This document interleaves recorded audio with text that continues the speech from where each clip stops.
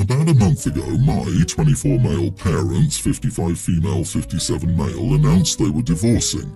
This has shocked most people as they seem to have no issues out of the ordinary. However, I've been the one privy to why they're divorcing. It's because of my sister, Anne, 26. Anne is a deadbeat. She's never worked more than 14 hours a week since getting expelled from college for multiple acts of cheating and code of conduct violations 5 years ago. She only sits at home most days watching TV or going over to her loser boyfriend's house to get high. She feels no need to support herself and expects my parents to carry her through life. She's been in therapy since she was 14 but cannot keep one therapist for more than a year because she gets dropped as a client due to her lying and inability to attend appointments. My parents have spent over a decade trying to get some mental issue pinned down for Anne, and all they've gotten is that she's just a lazy narcissist. Last year, my mom decided enough was enough and planned to kick Anne to the curb and wash her hands of her. Dad disagreed, and in the end the two's marriage got torn apart. I know because both have come to me admitting that divorce wouldn't even be a consideration if Anne wasn't a factor. I don't get along with Anne for a variety of reasons. She's always been a bully and owes me a large sum of money. The thing that boils my blood though is that she's oblivious to the situation between our parents or just doesn't care. She had a literal tantrum when the possibility of the house being sold came up because she didn't want to have to move to an apartment with my dad. Last night I found myself at my parents' house and had the misfortune of talking to Anne. Anne mentioned that she's getting really sick of my mom's melodramatic crap and not just leaving the house to her and my dad. Something struck me at that moment, and I just asked Anne if she really doesn't care that she's such a selfish, garbage waste of space human that she's driven our parents to get a divorce. I elaborated and told her the full truth that she is, in fact, the only reason they're getting a divorce because Mom's finally realised that there's no hope Anne will ever grow up.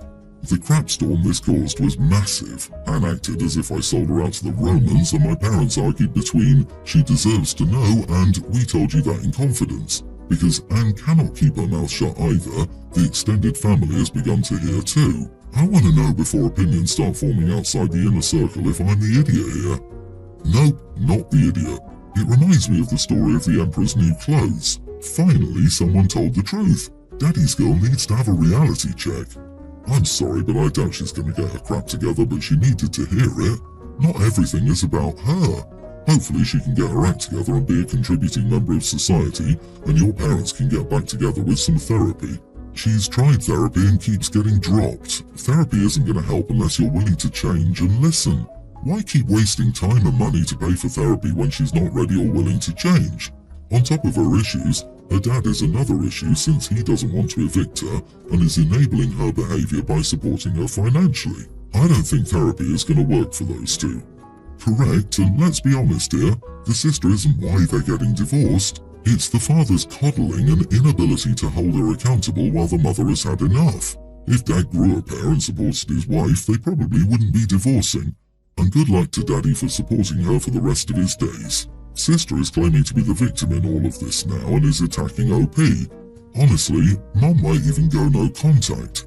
If all she does is screw up everything she touches, what's the point in having Anne around? She'll likely be abusive and nasty to her mom for not just giving her the house and abandoning her. Anne is a damn adult who needs to be left to sink or swim alone.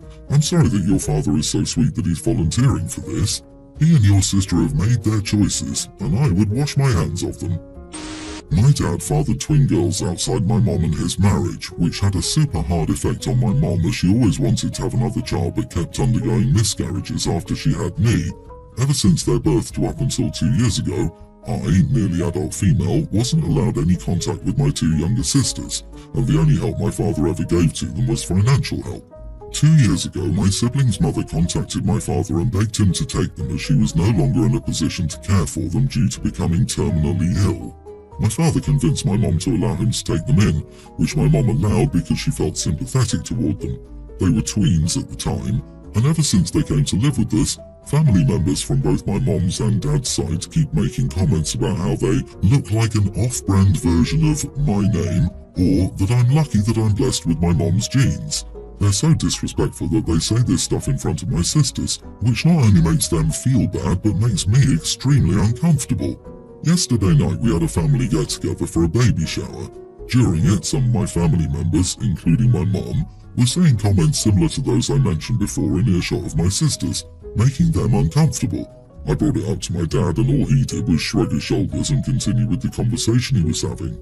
So I took it upon myself to do something and told my relatives who compared our looks that it made my sisters and me uncomfortable. I would rather them not talk about it again, especially at events where we're supposed to celebrate. I'm not confrontational, so I was a little awkward about asking them to stop.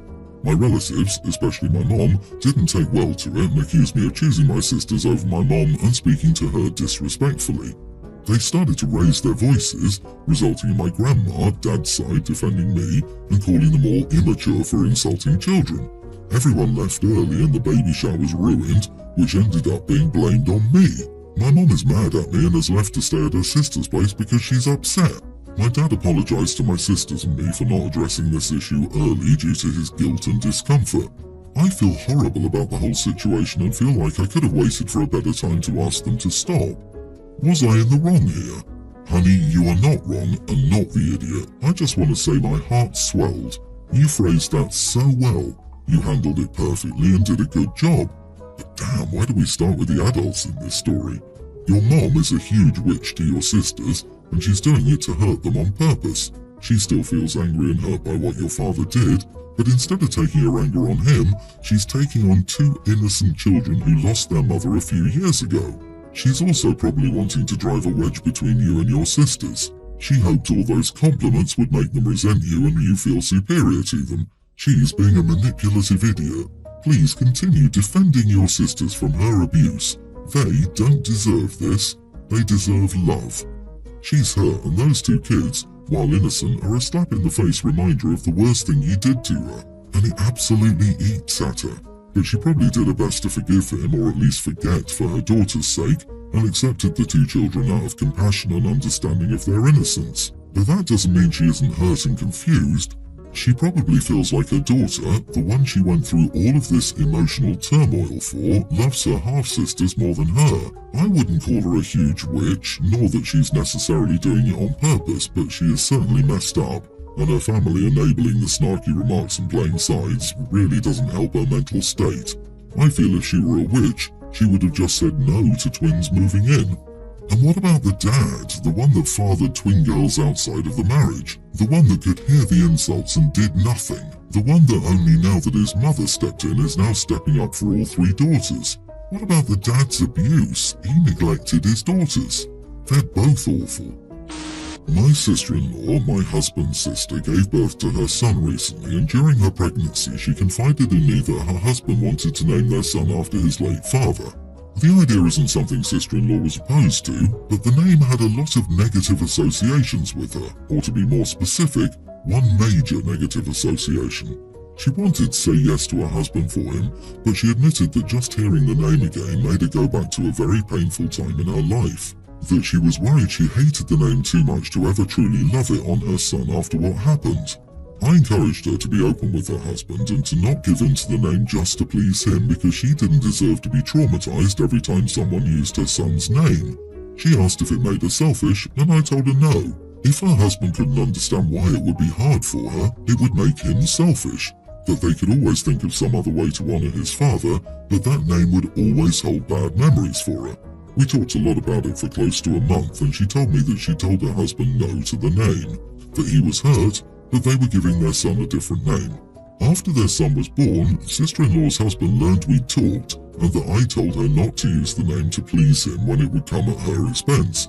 He was angry. He told me it hadn't been my place to get involved, and by saying what I did, I discouraged her from trying to reach a compromise of using it as a given name and giving their son a nickname to be fairer. He told me he'd not been able to comfortably honor his father and that it was all my fault, and he felt I should mind my own business in the future. I didn't tell my husband or sister-in-law. I want to know, am I the idiot for what I said to sister-in-law? Not the idiot. This husband sounds like a controlling idiot. He not only doesn't care about his wife's trauma, but he also thinks she shouldn't be able to confide in a close female relative. Red flag. I hope you and your husband will stay close. It sounds like sister-in-law may need your support. Yeah, a giveaway that he's a controlling idiot is that he thinks a compromise to naming the kid what he wants is to name the kid what he wants. Instead, he should be worried about why his wife couldn't be open with him from the start, about what happened to her, and why the name was hurtful to her, not angry that somebody who supported her helped her to find her voice and explain to him. What a loser. Also, you discouraged her from reaching a compromise. What kind of compromise is there? Either a child has a certain name or they don't. The compromise could likely have just been arguments to diminish her feelings. OP, you're a good friend and I hope your sister-in-law feels comfortable to keep advocating for herself if her husband tries to do something like this again. And tell your husband immediately. He needs to know that another man is comfortable confronting you for supporting his traumatized sister. If he has so little concern for his wife, he'll have far less for you.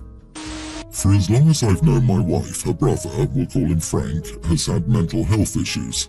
He used to go out late at night with his friends, get hardly any sleep and would randomly have mental breakdowns, leading him to get fired from more than one job. Finally, about a year ago, Frank got needed help and appeared to be doing better. He got a bipolar diagnosis and was prescribed medication. Frank could function and even hold down a job when he was on his medicine. The problem is he would stop taking his medicine. He would also drink and smoke heavily on and off his medication, which obviously didn't help matters. Fast forward to a few days ago, and we got word that Frank may be about to have another meltdown. My wife seemed upset, but I told her that it was his choice to stop taking the medication, and he knew that he needed to stay off alcohol, yet he refused to do so. Personally, I think it shows a lack of character to do so. Frank still lives with my mother-in-law and she allows him to get away with horrible behaviour. He doesn't clean his room or the bathroom, is disrespectful, makes noise late at night, etc. I told my wife that the best thing her mom could do for him would be to kick Frank out so that he's forced to take responsibility for himself for once in his life. My wife told me I was being cruel and that her brother would end up homeless if he couldn't live with my mother-in-law. I told her that her mother was weak and didn't want to be a parent, and that if we ever have a child like that, he would be out of our house as soon as he failed college, which Frank also did. My wife told me that I was being unfair and that Frank's illness means that he's going to have to live with his mother for the rest of his life. But I tried to calmly explain to my wife that I know people with bipolar disorder who can live independently and that she's simply making excuses for her screw-up of a brother. Anyway, after I made that remark, my wife slammed the bedroom door shut and didn't come out for several hours. She's also rejected any attempts that I've made to speak with her about the situation. I believe she's in denial, cannot accept her brother's moral failings, and instead has decided to blame me. I want our relationship to be what it used to be, but I simply refuse to play her childish and irrational games. Am I the idiot? Firstly, since he only got his diagnosis of bipolar a year ago, it's pretty clear that Frank failed out of college due to an undiagnosed and therefore untreated mental illness. If your mother-in-law had kicked Frank out of the house then, guess what? He would still be living with an undiagnosed and therefore untreated mental illness. You clearly don't understand mental health issues. You are the idiot. Agree, and it often takes long, much longer than a year to find the right treatment regimen. This includes medication and other lifestyle changes. It's not a linear process, and it's even more complicated if the first med he tried gave him bad side effects, and or if his insurance decided to no longer cover it. Why is your opinion about her brother important? Is he affecting you somehow? And why is it important to you that your wife agree with you about this? This is what I was wondering as well. My instinct is that he's terrified his wife will eventually expect him to accept her brother coming to live with them, so he's being extreme about this to make sure he doesn't seem like a hypocrite later, so no one can be like, oh, you were fine watching my mom help but you don't want to, because he can point out that he's been telling everyone not to help all along. To be honest, I wouldn't either. My stepfather had issues and we needed to care for him. It was like babysitting an oversized baby, and I was 9 when he started drinking. I hated it.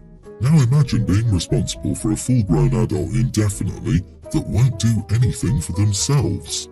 I hope Opie's wife doesn't push for caring after the brother if they have kids too. The brother may need help and didn't choose to have BD, but he needs professional help. When my girlfriend, 27, and I, 28 male, moved in together, she quickly decided she wanted her own bed and bedroom. She didn't like being next to me and said that my moving and snoring made it hard for her to sleep. I didn't like that as I slept better with her, but I was okay to compromise even though it made me feel lonely. Soon after that we got a puppy which is now an adult. Once the dog was potty trained and could climb on her bed, she started allowing the dog in her bed. I see them looking so comfortable in there, and she even catches and cuddles her while sleeping. Sometimes they even share the same pillow. I feel like she's being a hypocrite since she sleeps so well with the dog. I try getting the dog to sleep with me and she does, but then she goes away to my girlfriend after half an hour or so and I have to sleep alone. I told her how I felt and she said I'm being unfair as it's not the same and the dog doesn't disturb her. Am I the idiot here? You are the idiot for calling her a hypocrite and a liar. You're just more annoying to sleep with than the dog is. It's weird that you're viewing this as a conspiracy. My boyfriend snores, is a wild sleeper and always hits me somehow while sleeping. My dog doesn't do any of those things. I sleep fine next to my dog, but my boyfriend, not so much. I'm a super light sleeper and my fiancé snores loudly enough to drown out white noise machines and earplugs. I would also wake up whenever he'd roll over or get up to use the bathroom. We tried the same bed and I was literally crying due to lack of sleep. He also likes to stay up much later than I do, so we sleep in separate rooms. I'm happier getting quality sleep and he's happier not hearing my alarm at 7 when he doesn't have to be up until 9 or 10. Separate beds saved my sanity, and it sounds like you're not thinking from her point of view. You may have decided if this is a deal breaker for you, but calling her excuses fake just because a dog doesn't affect her sleep isn't right.